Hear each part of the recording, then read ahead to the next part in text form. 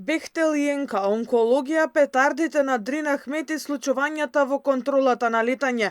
Наместо разрешници, власта се дави во афери. Дел од политичките аналитичари коментираат дека секое недоследно постапување со месеци наназад нема ниту судски, ниту обвинителски епилог, а јавноста и не треба да очекува, бидејќи тоа практично би значало одговорност на актуелната владеачка гарнитура. Наместо тоа, индициите се тие да бидат зацкриени или пак да завршат со минимални казни.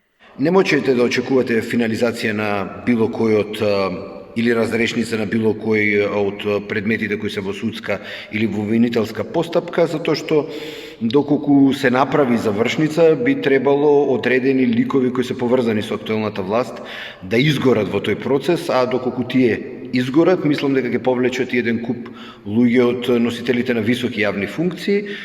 Ристевски очекува и во следниот период да се разоткријат уште десетици недоследности во работењето на владините институции. Гледаме само дека нема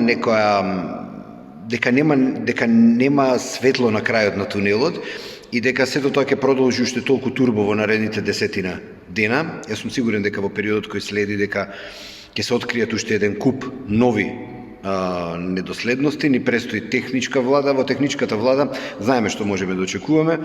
Очекуваме пропаганда од власта, каде што ќе проба со некои проекти кои се влечат по 4, по 5, по 7 години, да направи некаква, да кажеме, собствена промоција. Последниот скандал за кој сведочеше јавноста е обидот за проневера на 180 милиони денари во ИАП, а со денови се чека и обвинителска одлука за петардите на Дрина Ахмети. Во рацете на обвинителите се и предметот за МНАФ, за онкологија, за изградбата и надзорот на коридорите кои ќе ги гради Бехтел Јенка. Повеќе недоследности имаше и во правосудниот систем, зашто дури алармираше меѓународната заедница, а прстот го впери во извршната власт која се мешала во работата на судовите.